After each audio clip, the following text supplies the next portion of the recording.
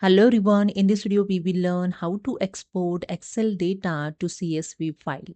So let's start. This is my Excel and here you can see I have a data. So this data I'm going to export to CSV file. So for that, go to the file tab, then click on the export option, then click on the third option, change file type, and here other file tab, select here the CSV, okay, comma, delimited, okay. After that, click on the Save As, and here the one dialog box will open, Save As. Select the destination where you want to save. So I select here the desktop. Change the file name if you want, and the Save as a file type here, CSV selected. Okay.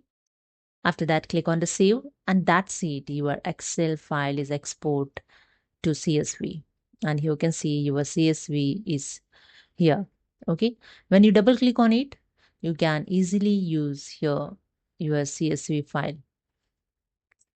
So it's open. I just click on here in file name. You can see the file name cells data dot CSV here showing. Okay. So this is a way you can easily export cells data in CSV. When you keep cursor, you can see the file type Microsoft Excel, comma, separated value means CSV. Okay.